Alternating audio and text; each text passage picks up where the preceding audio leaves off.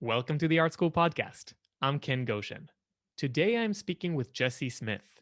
Jesse is a renowned tattoo artist, and you might know him from season 2 of Ink Master, now available on Netflix. His work is absolutely incredible, and the show is really fun, so I recommend checking it out. Jesse's won numerous awards for his tattoo work and has been featured in almost every tattoo publication out there. He tattoos at his own shop in Richmond, Virginia, called Loose Screw Tattoo.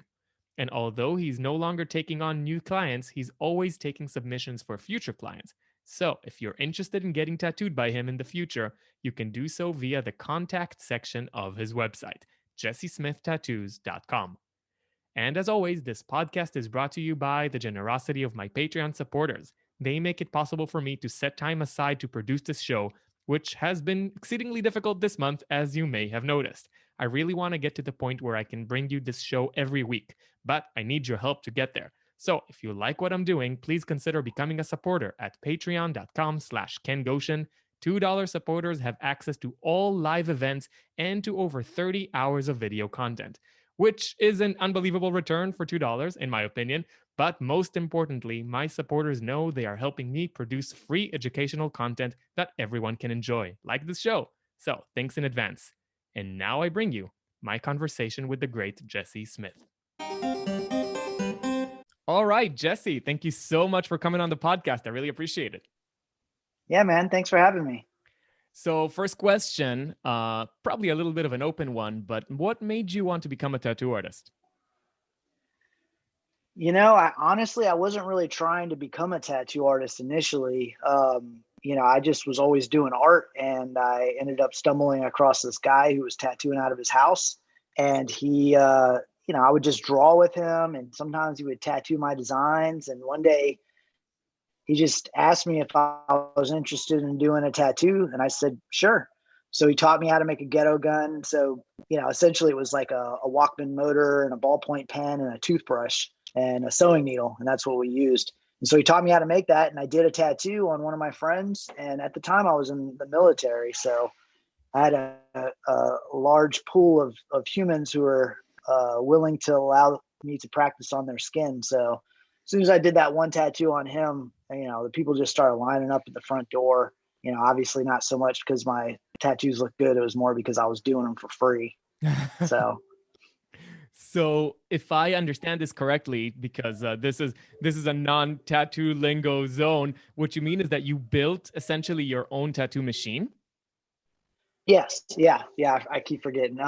So, you have your basic tattoo machines, and back then they ran off of coils, which is like a magnetic field that gets turned on and off with a spring that punches back and forth. And, they also have the prison machines. And the guy who taught me had just gotten out of prison. And what they do is they take like a Walkman motor, and then they take the part that spins and they make it so it kind of is offset. And then they connect a needle to it, so it pushes the needle in and out. And then the toothbrush kind of holds the ballpoint pen, which is the part that holds the needle inside of it. So. Oh, that's brilliant. So to anybody who is listening, and the majority of them are classical artists, I'm going to attempt, and you're going to correct me if I'm wrong, to explain the basic mechanism of a tattoo machine. So essentially you have something that holds the ink, a needle that holds the ink, and any kind of motor that makes that needle go in and out very fast, so that you can essentially be drawing, and that needle, while you're drawing, is going in and out of the skin, creating little punctures and introducing ink into the skin. Is that more or less how it works?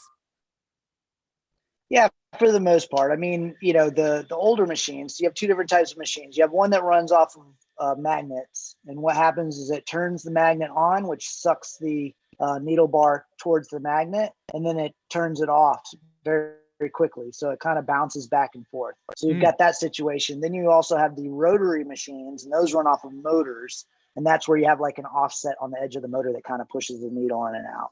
Mm. And the interesting thing about how the tattoos are, the ink gets into the skin is a lot of people think that the needle pushes the ink into the skin.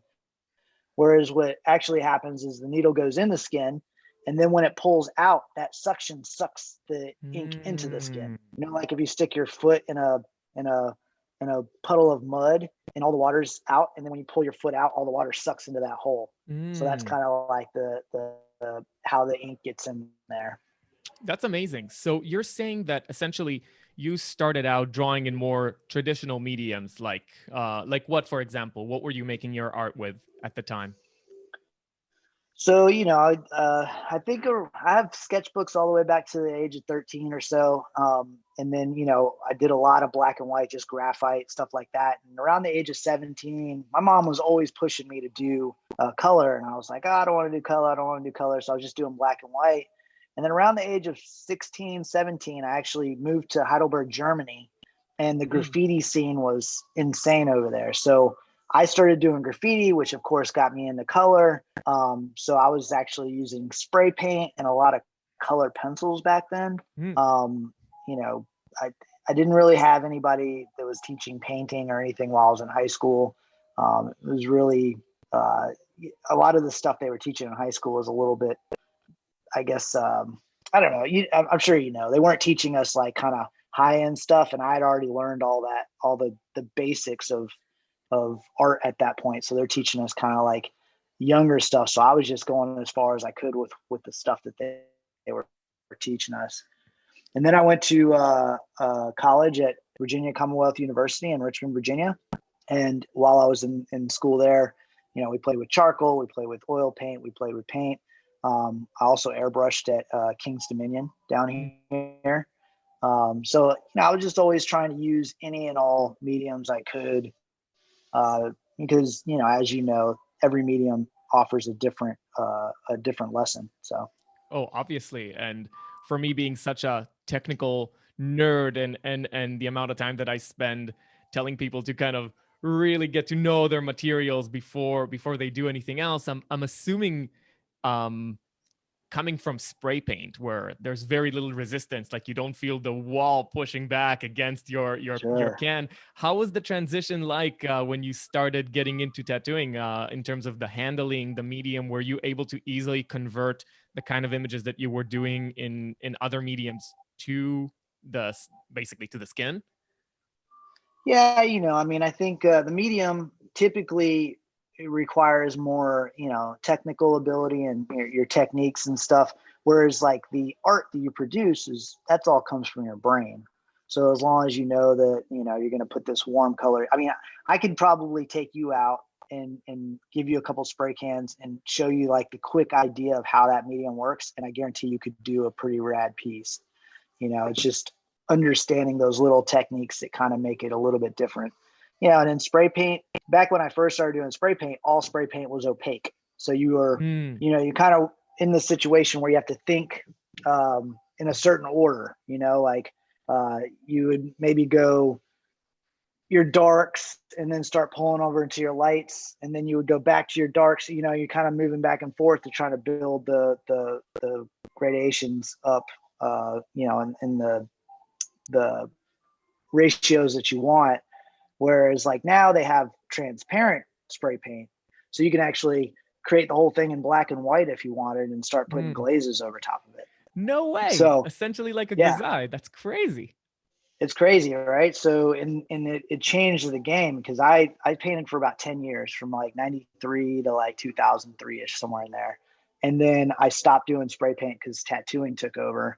And then I started painting murals maybe like 5 years ago and got back into messing with the spray paint. And I'm like, man, they've got transparent black, they've got transparent white, transparent purple, so I'm sitting there, instead of having to like mix these shadows, you just take a transparent purple and throw it over a red, and you've got like a nice little shadow there, Mm.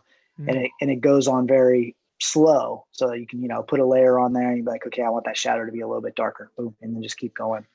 So it really, really kind of changed the game. But, with that said, each medium, like you said, they go on differently. If you're, we did airbrushing. and airbrushing had a lot of transparent stuff going on. So trying to understand the transparency and what's going to happen when you put one color over the other, and knowing that, you could do a lot more glazing type situations. And is that also possible with tattooing? I'm assuming that's fairly different. So tattooing's a little bit different. There's opaque colors, and then there's transparent colors. What I do a lot of now is I'll actually go in with my midtones and then kind of lay a base of midtones, fade it out to my highlights. And the other thing you have to realize is you can't go any lighter than the skin tone. So like if you're going to try to make a white, you can put a white on there, but you're barely going to see it. So you have to almost prepare for the fact that you're fading your midtones into your lightest lights, and then I'll come back and start punching my darks in after that, which is a completely different technique than I did when I first started. When I first started, I would go darks, slowly fade out to my midtones, and then slowly fade out to my whites. And then I actually watched one of your videos a couple of days ago. I think you just put it up. It was the chroma versus values. And knowing that you are, when you start mixing black or white into a color, it loses its chroma, right? Is that how you communicate it? Yeah, certainly. And so the tattoo world, there was a lot of fighting that, where in the tattoo world, when I first started, they were always saying, you have to use black, you have to use black, you have to use black. And then I would fade things out with white. So I'm basically losing all my chroma because I'm essentially adding black and white to everything. So now I try to just work with the darkest color, the original, I guess I don't know how to explain it. They have like, in the ink world, they actually have like 13 base colors, and then they mix off of that. So then I just work from those 13 colors, and I mix off of that, trying to not use white as much as possible, and then trying not to use black as much as possible. So wow, that really explains a lot, because when you look at your tattoos, they pop in terms of their chroma. They are so much like they're far more chromatic than what I'm used to seeing when I'm in my everyday New York life. I see a lot of tattoos on the subway, and I'm in the habit of scrutinizing them as I would any other artwork, and a lot of them are very, they're very muted. And what I'm seeing you do is insanely chromatic in relation to that, which I'm assuming is, as you're describing, it's a passion that you have for making these very bright colors. And so if I were to try to understand what you said and kind of repackage it, what you're saying is you're starting out with colors at their maximal chroma potential, the way that they come out of the tube, essentially. And then from that, you fade away where you feel like you don't necessarily need all that chroma, but you're working in terms of your style to preserve as much color as possible, while still as much color as possible that still allows you to have variations in value. Would that be accurate? Yes. Yeah. And I would also say this, keep in mind that I try my best not to over manipulate my photos before I put them online and stuff. But the photos that you see online are I take them with a digital camera, usually my iPhone. And then, I usually put like a polarizing lens on there. So it's like perfect lighting. And then it's right after the tattoo's been done. And then you're viewing that through light being projected from your phone or your screen or whatever. So the vibrance that you see those tattoos on Instagram or whatever is going to be better than what you'd see in real life. Not trying to like say that my tattoos, that I'm tricking the public or whatever by putting those photos up, but just realize that the photos you see on Instagram, no matter who's tattooing it, are typically going to be way better than it looks after it heals and ages a little bit. And then you're seeing it in maybe a blue light instead of a warm light that with a black backdrop being projected from your phone. So, but yeah, so, the other thing I was going to say is there's a lot of variables working against us in the tattoo world as far as trying to make things look bright. You're working against the value of whoever's skin you're working on. So everybody's got different values and different colors. Like some people have a little more yellow, some people have a little more pink, some people have a little more white. And when you tattoo the ink into people's skin, you're going in through a couple layers of skin, and whatever color the skin is above it, the tattoo ink has to show through that color.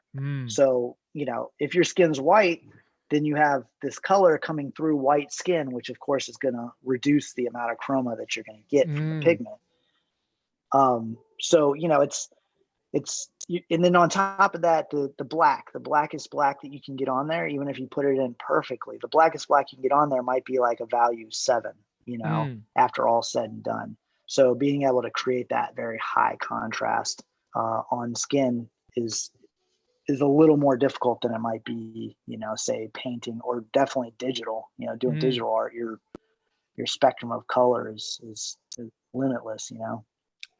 Another thing that I want to pick up on that I heard you say, and I just want to make sure that I follow up, is you said your lightest value is the value of the skin.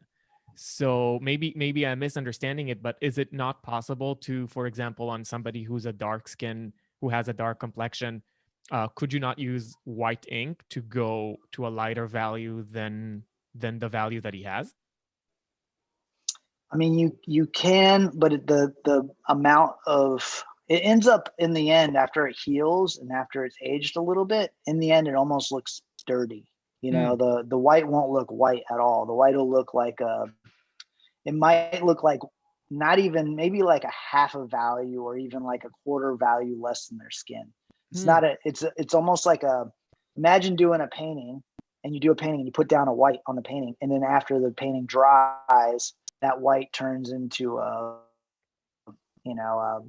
don't know.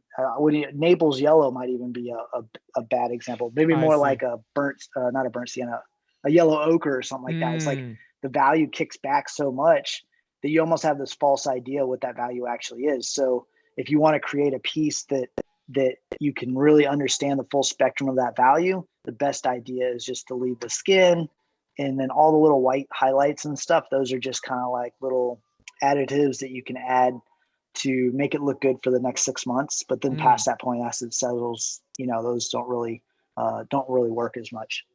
And is that a technological thing? Like, do you think that in the future, white ink could be developed that is, more permanent? It sounds to me like a technical issue that is resolvable, or is that, or am I misunderstanding something? Yeah, so I don't think it's a technical issue, because the ink is always there. It's not like it disappears. It's just its ability to show through the skin. So we tattoo it into like the 3rd or 4th layer of skin. And so, I don't know, imagine putting a frame on one of your pieces of artwork with a flesh colored piece of glass over top of it. So if you have like your value of skin over top of that painting that you've done, then it's not that the pigment or the ink or the paint is less, what's the word I'm looking for, has less contrast, chroma or whatever, contrast, whatever it is. It's the glass over the picture that's actually creating that situation. So the only way to do that would be to figure out how to make your skin more translucent. That is fascinating. So actually, this brings me to a kind of larger topic. I know of, it's pretty common for classical artists or artists in general, people who work in traditional mediums, to want to experiment with tattooing, to want to maybe have a taste of that industry. I have a tattoo machine myself. I never actually tattooed. I never actually tattooed any person, but I've practiced on oranges, and it's, it's pretty difficult and something that,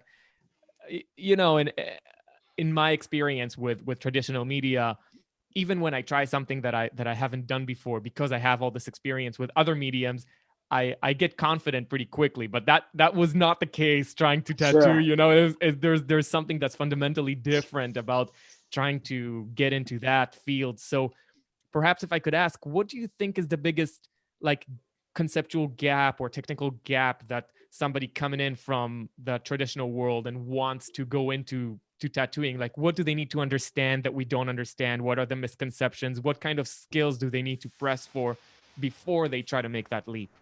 Okay, so the one thing that I think a lot of people don't think about when they get into tattooing, and I was one of those people, is all the dangers of tattooing without understanding cross-contamination and all the potential diseases and stuff that you can pass on. So I always recommend to anyone before they start tattooing other people is to, I mean, the best way to do it is to go through an apprenticeship to learn from an artist who can teach you that stuff. A lot of people don't want to do that, but that really is the best way. But I believe there are some things online that kind of talk about the cross contamination and all that stuff. And I really think that that's one of the most important things is just understanding how you could potentially infect yourself and infect the people you're tattooing. Typically, they're your friends that you're tattooing because they're like, "Oh yeah, man, try it out on me." You know, you definitely don't want to give your friend hepatitis, and you don't want to give yourself hepatitis. So, cross contamination is super important. I think if people are looking to get into tattooing, and then as far as the technical application of it, you know, I think one of the biggest hurdles is realizing that you're working on human skin in the end, and that has to make it through the healing process. And a lot of times when people first start tattooing, they really overwork the skin and they end up damaging the skin, and then that in return damages the tattoo. So and that comes with practice, just trying to understand how to get the ink in as quick as possible without doing the least amount of trauma. So but yeah, I don't know. I mean, when I think about all the mediums in the world that I've messed with, spray paint and airbrush and tattooing are probably three of the more difficult ones. I don't know. Oil painting's tough too. They're all tough. They all got their own things. And it's not like, even if you think that you pick them up quickly, it's not until you do it for 10, 20 years that you realize how dumb you were when you first started, when you thought you were good, So I think that, I've definitely more experience in tattooing than any other medium.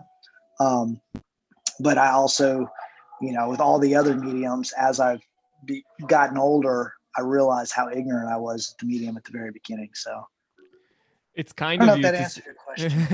No, it does. And it's kind of you to say that, oil painting is difficult. I'm going to respectfully disagree and say oil's the easiest medium ever, that's like, and then, and it's just, I mean, a lot of people are intimidated by going into oil because it has this like aura around it. It's, the medium that all the old masters use. But trust me, old masters, they didn't have time to play games. They lived in times where it's like, if you want to make a masterpiece, you need to work fast and you need to be effective. So essentially, oil paint is the technology that has developed over hundreds of years that is meant to deliver the best results in the shortest amount of time and provide artists with the absolute optimal conditions. So having tried tattooing, I could tell you it's way harder. It's way harder than oil paint. And especially, like, I'm gonna insert a personal story here. So when I was experimenting with tattooing, I had this guy Ivan. Shout out to Ivan Muniz, who has been helping me, pick up the basics. And I was kind of teaching him oil painting. He was teaching me tattooing. And the stuff that I discovered that I can't do in tattooing, that I'm a pro at in oil, for example, just running a straight line, literally just drawing a straight line with a tattoo machine on an orange is difficult. This is something that people don't understand.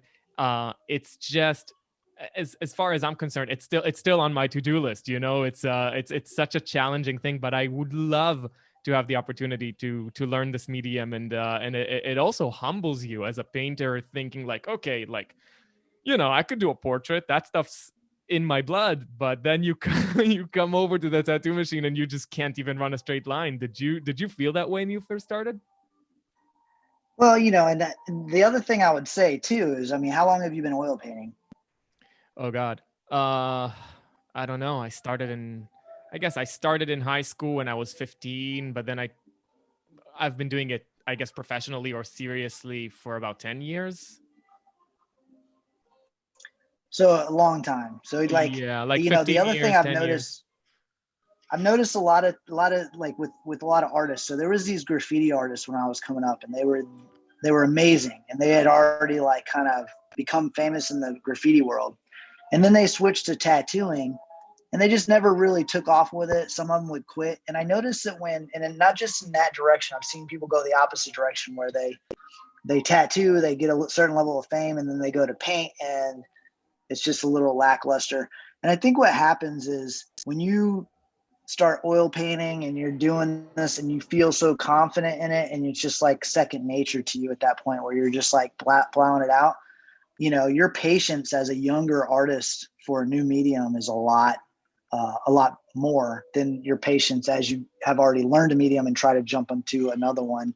But yeah, I mean, not to take away from, you know, the difficulties of tattooing, but I do think I started tattooing when I was 21, I think, and I'm 44 now. So I've been tattooing for about 23 years.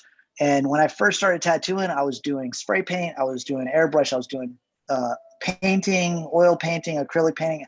I was doing it all. So to me, they were just all, you know, I was just exploring at that point. And so I never really thought any of them were difficult. To be honest, the one I felt was most difficult was airbrushing, because you had nothing to hold on to. You're in the air like this. And with spray paint, you're in the air like this, but you just push the nozzle and you can kind of move forward and back to get thick and thin lines, fast and slow to do certain things. With airbrush, you have a dual action airbrush where you push down the thing and makes the air come out, and then you pull it back, which brings in more paint, right? So then you're having to move in the air and then pull this knob back and forth to get more or less paint to come out. And man, that thing was, it took me a long time to understand how that worked. You know, and when I think about it, I almost feel like the airbrush was more difficult for me than tattooing. But then like applying the tattoo is different than actually getting a tattoo to heal correctly. Because I was applying really nice tattoos when I was younger, but then after they would heal, they'd look like shit because I'd, you know, overworked the skin and I didn't understand what I was doing back then. So I don't know. I don't want to take anything about away from how difficult tattooing is, but I also think that, you know, after doing it for 23 years, I kind of probably, you know, have forgotten how difficult it was for me to kind of get to the point where I'm at now, you know? I see. Maybe I'll share a little bit about, I guess you could say an immediate point of conflict that I've experienced with trying to get into it. It's something that I always tell my students. You know, when you're starting out, I have this analogy that I always use. When you start out with anything, you're going to fail, you know, often, right? So for example, if somebody's just starting out learning basketball, they're going to get into, you know, the gym, and then they're going to miss their shots many times until, you know, steadily they're going to have better and better experiences. And eventually, you know, from missing most of the shots, you gradually start to hit most of your shots, and then you learn how to do it. So essentially what I tell people is embrace the reality that you're going to be making many bad paintings before you start making good ones. But in tattooing, that means you're going to have some victims who are going to have suboptimal pieces of work done on their skin. Like, how do you negotiate that? Well, you know, I mean, and bad is a relative term, right? So if you do a bad painting nowadays, in your mind, most likely the majority of the humans in the world won't even notice that it's a bad painting. You know, you'll notice, and maybe like a bunch of other artists who have been painting for a long time would notice, and be like, oh, why didn't he, you know, do a glaze here instead of, you know, a scumble or whatever it is that you do from one to the other.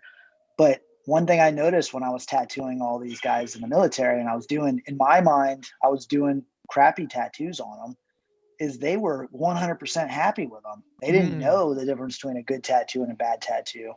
And, you know, I think it also comes with, you know, the client, you know, typically if they're spending less money to get their car fixed or spending less money for a meal or whatever, they don't expect it to be but so much of a quality. And, you know, back then I was doing tattoos for nothing. You know, I might have done I remember I was doing $1,000 tattoos for like $20.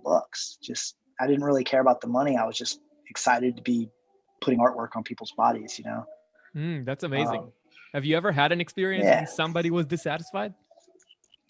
Oh, sure. Yeah. I mean, you know, and the weird thing is a lot of times when the people are dissatisfied, it's usually something that really isn't a huge deal compared to stuff that I've done on other people. So some people you'll like completely, like I had one guy I tattooed when I was tattooing out of my house, and I was using so in tattooing they have kind of like brushes, like in the painting world you have like really tiny ones and you have really big ones. So if you're trying to do a big fill on a painting, then you're going to use a big brush. Well, I always had problems using the big brushes for whatever reason. I couldn't get it really solid, so I would use a really small brush in the tattoo world. And I did this guy's huge arm piece with this little teeny brush. And when you do that, you end up actually tearing the skin up a lot more. So I tattooed that guy, and his arm just got nasty and scabby and pussy and all that stuff. But in the end, he was totally cool with it. I just went back over or whatever. And then you'll get someone else who you like, maybe one little teeny piece fell out. And you never know in those situations whether it's the way you applied it, could be the way that they took care of it. It could be their immune system. Like there's a lot of variables involved in the healing of a tattoo and the application of a tattoo. And so then they'll come back and they'll be like, I can't believe, I paid X amount of dollars and there's this little piece missing, and they give you a lot of shit about it. So, but yeah, I've made lots of mistakes, and I've definitely had a lot of clients over the past 23 years who weren't happy with their tattoos. Mm-hmm. Well, switching kind of abruptly, being such a fan of your work, I encourage everybody who hasn't looked at Jesse's work yet to check out his Instagram. What's your Instagram? It's Jesse Smith Tattoos, JESSE, and then Smith, and then Tattoos, TATTOOS. So after everybody has seen it, I want to comment that, as far as I'm concerned, this is a pretty unique style that you have. Beyond how far you push color, there's an kind of, I don't know how to call it, like I guess like a psychedelic illustration-y comic book feel to it, that before having experienced it in your work, I've never seen that before. And again, I live in New York, so I see tattoos often. Where did you come up with that style?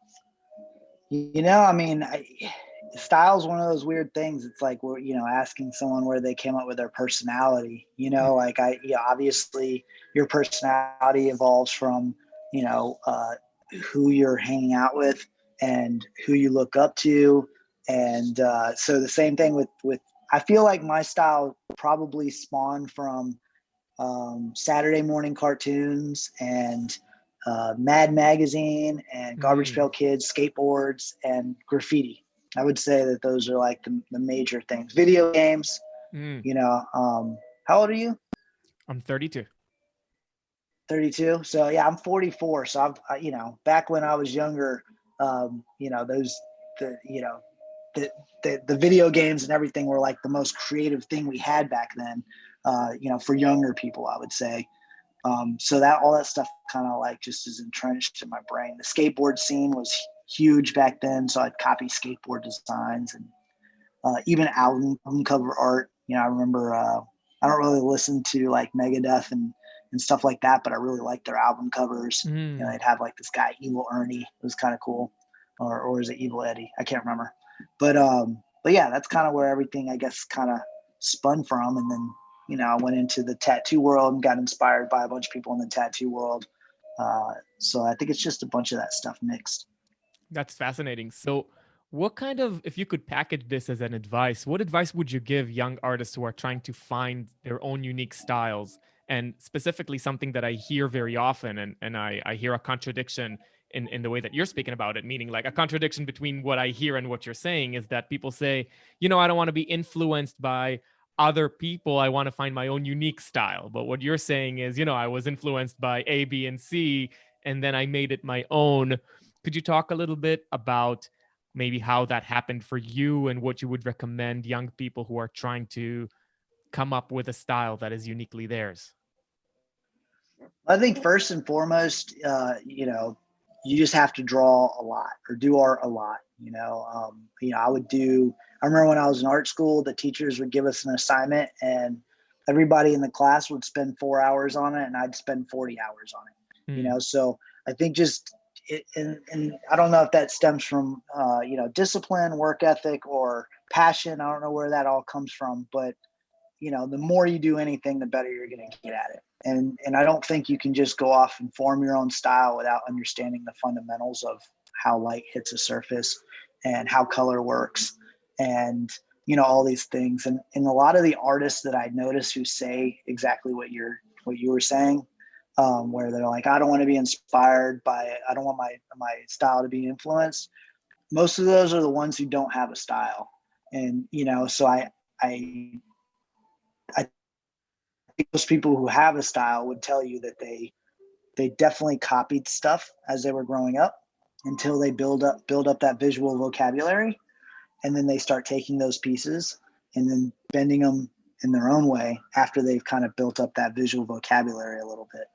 So, but I don't know. I think that it's kind of like a back and forth and left to right thing too. It's like, when I was in art school, I used a lot of reference, and, that was what they pushed, use reference, shoot reference, then work from the reference. And then what I would notice is when I'm working from the reference, my style per se wasn't really coming out. So then what I would do is I would do something called I called it priming my brain, where I would say I was drawing like a dog or something like that.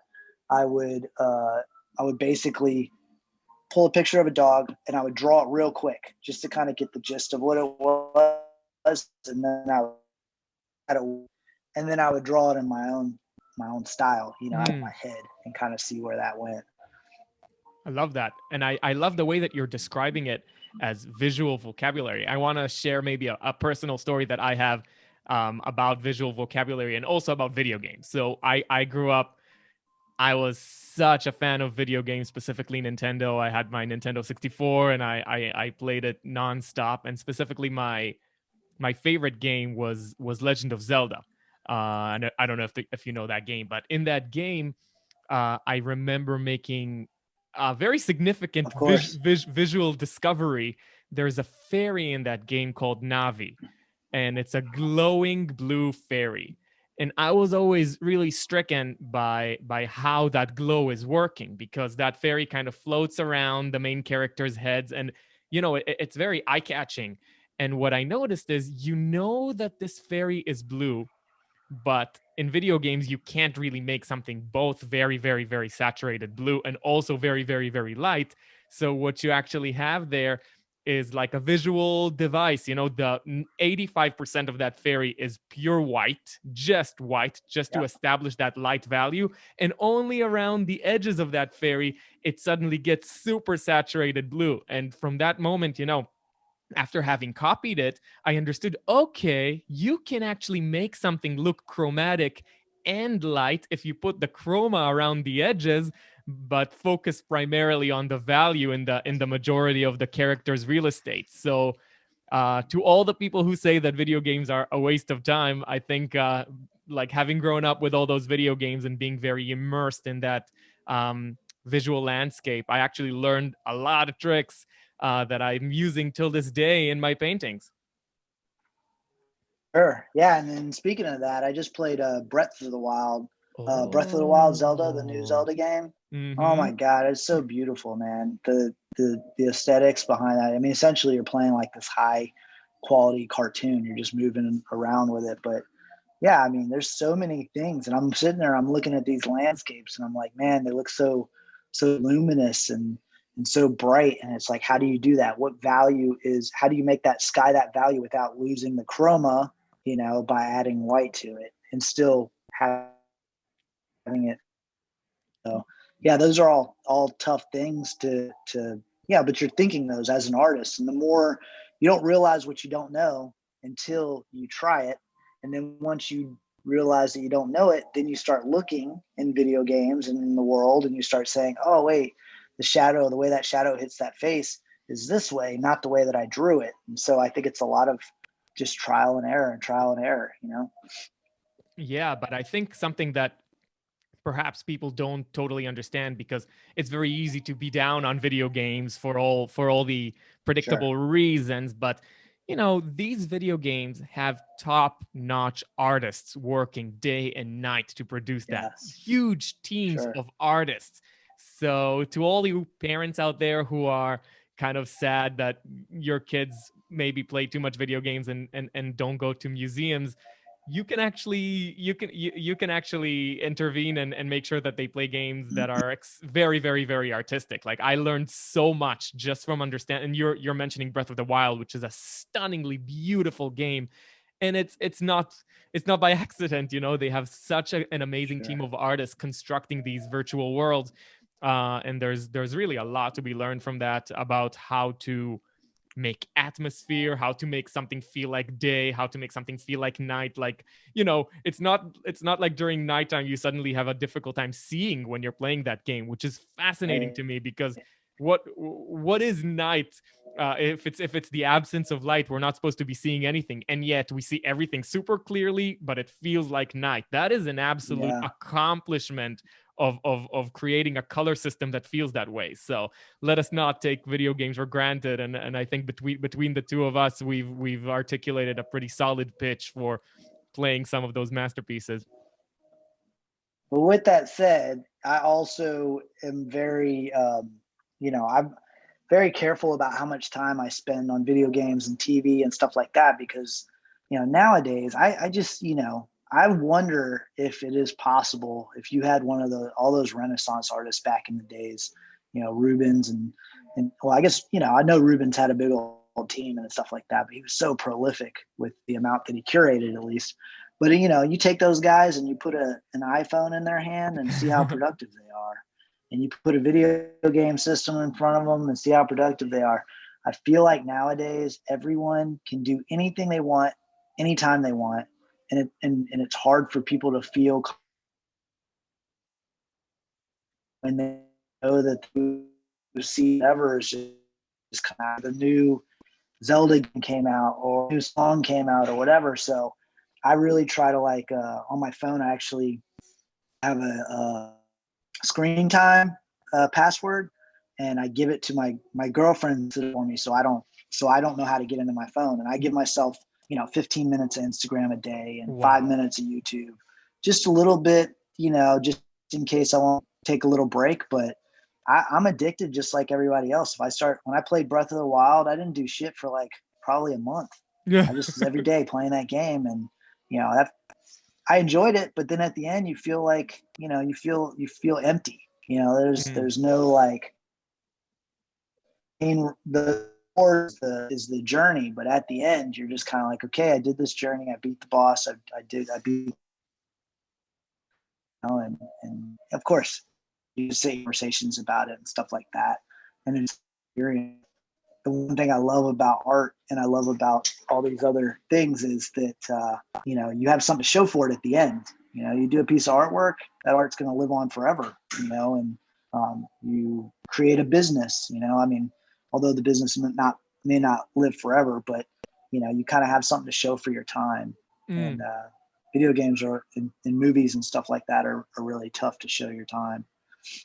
That's very, very true. So I think you touch on something very important. The addictive qualities of these devices needs to be, we need to be aware of that. And if you're only on there for 15 minutes, man, I envy you, because I'm not at that level, not in the least. But if I can also say about those old masters and the conditions under which they lived, I think they would also be very, very fortunate, or feel very fortunate, to be able to have the resources that we have at hand today. Like, there's a very famous story about Dürer, who wanted to study Titian's work, so he basically had to leave his family for months and travel to Italy just to look at them Sure. once in his life, sketch those Titian paintings. And then as he went back home, all he had left is like his sketches and his memories. So I think there's a lot of good that people who have discipline can derive from these devices. If you want to copy Titian, one Google search away, and you can copy Dürer immediately after. Put those masters back to back, and Sure. and there's so much to learn from it. But okay, I want to kind of go back to where so I got familiar with your work through the show Ink Master. that Yeah. is now back on Netflix. So I immediately, I binged season 1 and 2, and I really really enjoyed it. Could you kind of walk us through what was it like to be on that show? And I think you should have won, but like, Thank you, man. but Thank but you. but but um, but Had yeah, I what was it like? had I taken one of your classes before I went on that show, I might have won. I don't think so. They um, had they have this thing that, I'm sorry for spoiling this for everybody, but you guys should probably still see it. It's a really fun show, but they were really looking for somebody who can do all the different styles. Now, I can't do all the different styles in painting. If somebody put me on Paint Master and then they told me to paint an abstract expressionist piece, I probably, would flop. I'm not experienced in that sort of style. So I kind of feel like their requirement to find a tattoo artist who can do absolutely everything, there's a contradiction there, because the more you want to professionalize and do a style to the best of your ability, obviously you're spending time harnessing every ability that you can in the service of that goal. Like, you want to be the best at that one thing, and I totally understand that. And so sure. when you're being penalized for not being able to do stuff that you don't care about, I don't know, I'm not totally down with that idea, but maybe I don't want to put words in your mouth. So how about you tell the story?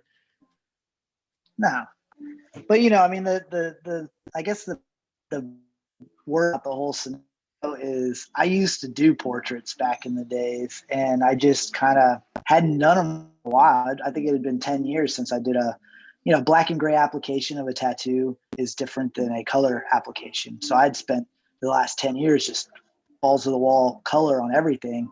And, I should have done a little better preparing in order to get through that portrait situation.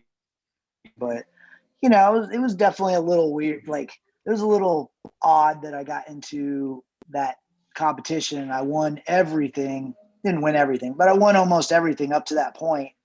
And then all of a sudden I find myself in a situation where I'm a new school artist battling 4 portrait artists in a portrait competition. Like, it was definitely a scenario that seemed very, it seemed like I was put in that scenario on purpose. But anyways, yeah, being on TV was awesome. I've never felt comfortable talking in front of people, like large groups of people, and never felt comfortable with cameras in front of me and stuff like that.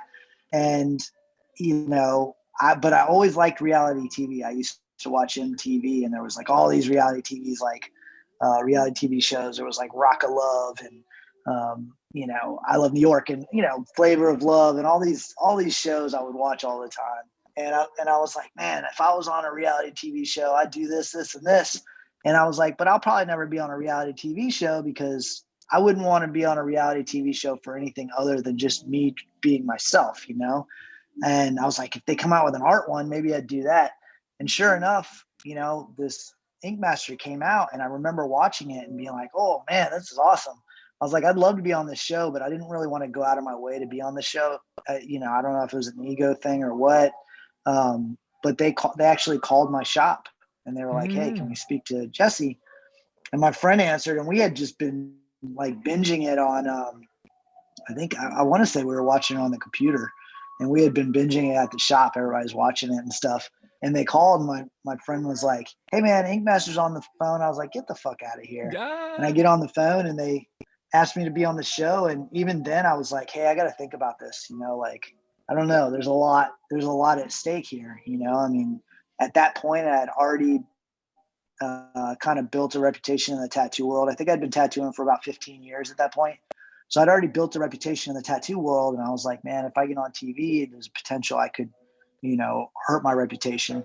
But the one thing that kind of like led me into moving in that direction was, if I don't do it, one day I'll look back and wonder what would have happened had I done that. And if I do it and I completely flop, at least I know that, I tried, right? So ended up getting on the show, and I think that they picked me specifically for the fact that I had a very distinct style.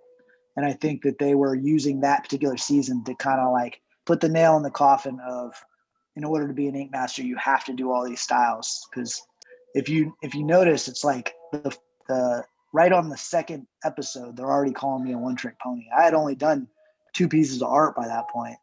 So it's like, why are they calling me a one trick pony off after, 2 episodes? And they just nailed that into the ground the entire season. But behind the scenes, they were making me feel very comfortable with doing my own style. They'd say, hey, are you going to do anything new? And then the next time they come up and they'd be like, hey, we're going to do animals. And I was like, okay. And then a guy would say, hey, I want a new school animal. And I'd basically ask the judges, hey, are you guys cool with me doing new school? And they're like, you can do whatever you want. And so then I would do it. And then after they'd be like, well, we can't let this guy win because he did new school and he should have done portrait or whatever. So anyways, being on the show, recording it was awesome. I almost felt like I was in art school because we would do these pieces and then we'd go and the judges would critique them. And these critiques would be, each critique would be about a half hour because they have to get a lot of content. So they would say, Jesse, we think you should have done this and this, blah, blah, blah. And it was really fun. And there was 6 of us initially. So it was like I was working with other artists. We'd stay up all night and draw together and have fun. And then after the show, I ended up getting kicked off on the portrait one. And when I got kicked off on the portrait one, I was like, had all this anxiety about how bad it was going to make me look, to the masses and all that stuff.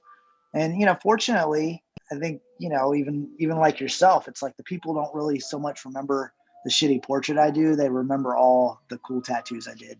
And I also think that in the end, people remembered me for my art rather than my personality and all the other stuff.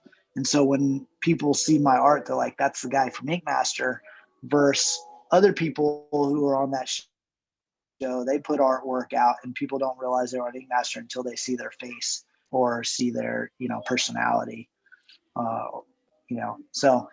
So yeah, finish the show, and then we're waiting for it to air, and I've got all this anxiety. It airs, all of a sudden I'm super famous overnight. I've got everybody and their mom trying to talk to me, old wrestling coaches, like just people I hadn't talked to forever. And everyone out there is trying to communicate with me at the same exact time. So of course I'm not able to communicate with all of them. And then some of them are upset because they feel like that you owe them a response because, whatever. So you end up making all these kind of enemies, and it really kind of parts the sea. All the people that kind of liked you before love you, and all the people that kind of didn't like you before hate you. So that was a weird kind of like situation that I hadn't dealt with before. And then of course it slowly kind of, excuse me, it slowly subsides, the fame. I think I was pretty famous there where I couldn't go anywhere without getting recognized for probably like 6 months or so. And then after that, new seasons are coming out and people aren't, they forget. And then after it started dying down, then I got hit up again to be on season 7, which was like an all-star season. Went on that show, and then it kind of shot up again. And then it kind of died down. And then of course it got on Netflix, the beginning of December. And once again, it shot up again. And, it's been crazy. And then they sell it off to like different countries. So I'll get little spikes in like Australia or, in Argentina or something like that. And, the really cool thing is those countries will hit me up and be like, hey, we want you to come out to this tattoo convention and do an appearance and all that stuff. So I've been able to kind of travel all over the world because of it. So it's been a great experience, man. Wow. That sounds so amazing and so fun. I wish okay, my people, you know where to find me. Where's the painter, master painter ink, whatever thing for painters? I would love to do that too. But let me ask you, so the same thing that I kind of started ranting about, because it made me pretty emotional being an artist myself, and being pretty familiar with how this industry works, how this market works. And what I find that will make you successful as an artist is for people to know what you're good at and expect that thing from you. I mean, I'm sure a lot of people out there are looking to commission some, as I said before, abstract expressionist artist to paint, an abstract picture for them. So they're not calling me, right? They're not calling me, and that's perfectly fine with me. The people who want portraits that have a classical aesthetic to them, these are the people who are going to call me. And from having spoken to a lot of tattoo artists, I got the feeling that that industry works in a pretty similar way. Like there's this guy who's really great at whatever Japanese style tattoos. And so if you want a dragon sleeve in a classical Japanese style, you're going to go visit that guy. And so my understanding of how the art market and how clientele go about choosing whomever they trust with any project that they want to commission is that you need to have a style, and people need to know you for that style. And then the way that this show works, where they're expecting people to basically put their style aside and do everything such that it's not even recognizable as your work anymore. Do you feel like that is correlated with the way things are in the real world? Like, is this a legitimate expectation that they have from people who are tattoo masters in one domain? They're expecting everybody to know how to do everything. Like, how realistic is that, and how necessary is it to be a successful tattoo artist?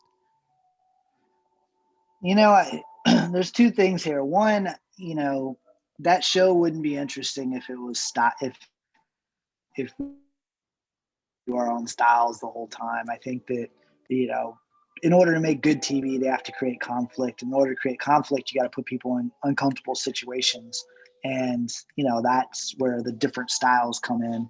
And I've thought about this a lot. Is just how why it is they chose to do certain things and stuff like that. And after all said and done, it's a TV show first, it's a competition second. Without people watching the show, they're not going to be able to do another season. And the people who invest in the production and all that stuff won't be able to rationalize putting more time into it. So I have to think about that stuff first. So on that note, I think that it has to be like that in order for it to be an interesting show. As far as like real life, everybody's got their own priorities in life, and some people's priorities are to be famous. Some people's priorities are to make money. Some people just love doing art. And some people are just happy being able to live off of that art, enough money to get by. So I think that depending on what your priorities are, depends on what you should do with your career. If you are just trying to do art, you just love doing art, then, who cares? You don't have to have a style. You just do art, play with everything. If you're really interested in being a successful artist, it probably would help to, and success when, having a recognizable style and being, quote unquote famous, then, specializing would definitely help, because that creates kind of a brand of sorts. But I've also told people it's relatively easy to create a style, like what is this, what create, like there's a bunch of different things involved in creating a style. There's content. So if you're someone who likes to paint bunny rabbits all day, every day, if you paint bunny rabbits all day, every day, you become the bunny rabbit guy. Color palette. If you use the color pink in every tattoo the same way, then you become the guy who does pink paintings. And then there's of course the style in which you draw, like the angles and stuff that you use, the perspective, stuff like that. So really it's more repetitiveness of doing the same thing, using the same palettes, using the same subject matter, and using the same lines, is kind of what branding is all about. McDonald's doesn't change their logo every time. It's always, the logo is the centerpiece, and then they kind of bend off of that in different directions to create different situations, but that's another topic that I feel like always gets stumbled upon, is nowadays you see these artists who are good, but they're not great, and they're making millions of dollars, and they're super famous. And then you have these other artists that are super talented that can't even get their feet off the ground. And then you start saying, okay, how much of this is marketing? How much of this is just being in the right place at the right time? And then how much of this is talent, And I think that you have to be able to juggle the three of them. And a lot of times the artists hate marketing. They don't want to do all that stuff because it feels fake, and it does. I actually enjoy marketing, but I don't like the feel of, it takes the passion out of art. You know, when you're like sitting there, if you pay for a sponsored post to show off one of your paintings, it just feels like it cheapens the art in a way. Um, you know, but if you're paying for paying to sponsor an ad to teach a class or something, it's not the same. You know, it's a different situation. So I don't know. I feel like I'm rambling there, but No, I don't know if I it's answered the question. no. Yeah, you certainly do, and I want to pick up on something that you said. You were talking about priorities, and what's very interesting for me is looking at everything that you've accomplished so far. What are your priorities now? Like, what are some short-term goals that you have, and what's like the long-term ambition? What could, if I could ask you, like, what would be a dream come true for you at this point in terms of your tattoo career? You know, it's such a tough question because, to be honest, every dream and goal that I've set for myself, I've achieved. And then when you get there, you're like, yeah, I don't know. I kind of liked it better the other way, you know? Huh. So I miss the days where I would just create art and not think about marketing it, not think about building a fan base, none of that stuff. But as a younger artist, you can do that because you're not really concerned about the long picture. You're just to a point where you can sustain your art career. And, you know, so now I have a kid and I have other people relying on me. I pretty much support my mother. Um, so, you know, now I have to think about, okay, I'm doing this painting. I start thinking about, okay, what size is this painting going to be? I know that if I make this some weird size, people are going to have difficulties getting it in a frame. If they have difficulties getting it in a frame, it's not going to get on their wall.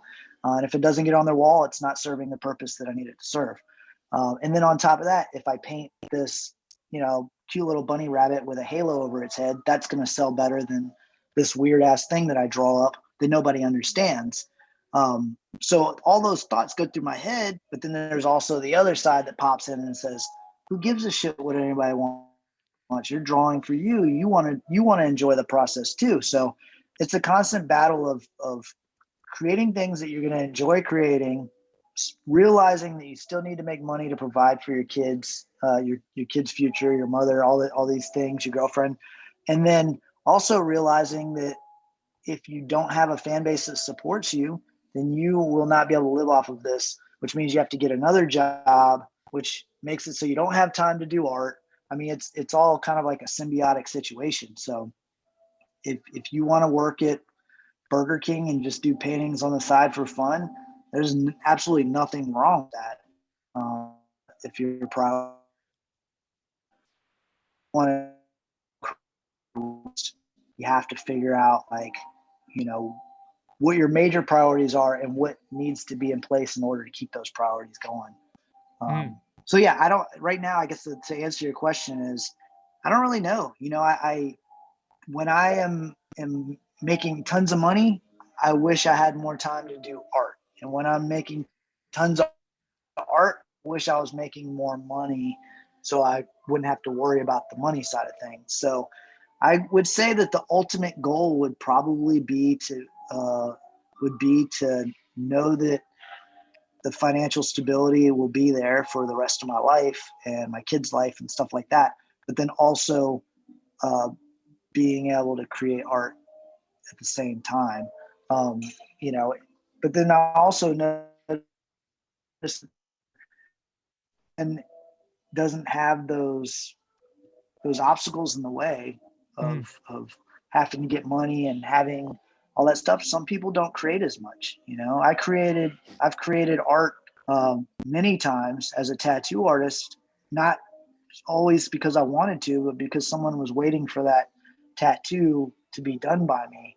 And I don't think I would be where I am today if I didn't have people essentially forcing me to create art at certain Mm. times in my life when I wasn't feeling like creating art. That's really wise, and this relationship between having to, you know, make a business that's like sustainable and successful, and the tension that exists between that and creating art is something that I'm assuring you every artist listening to us right now is experiencing as well, and this is something we're all familiar with. But just to kind of expand on that question, let's say money isn't an issue. right? Money isn't an issue. I'm trying to understand what's like the dream of a tattoo artist. So I'm going to give mine. So for example, money isn't an issue. My dream, I want to show at the Met. I want to show at the, like, if I know that I have a painting at the Met and I can invite my family here, please come see my painting at the Met.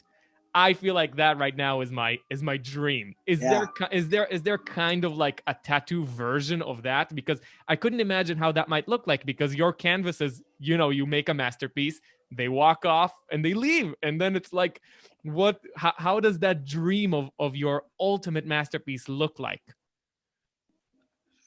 Man, that's another crazy thing because I remember back in 2009, I had been in every tattoo magazine.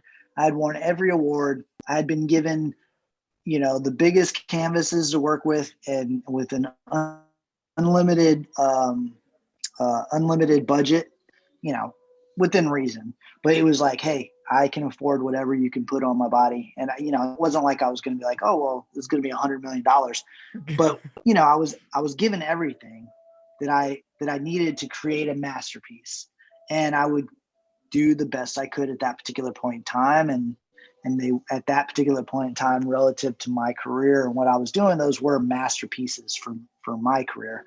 And so I've been given all of that stuff. Then in 2011, I decided, I was like, I felt very lost. I was like, okay, I've done everything that I felt like I could do. I had hit the ceiling in my mind. And so I opened up Loose Screw Tattoo, and that just opened up all these doors of all these cool creative things I could do on, how to decorate the lobby, cool marketing. April Fool days ago, 2 years ago, we printed off, was it 15,000 fake parking tickets, and we basically put them on all the cars all throughout the city. And so then when you opened it up, it would say April Fool's Day or April Fool's, and then it would say, from Loose Screw Tattoo, Wow. hope we didn't piss you off too much. Here's $50 off your next tattoo.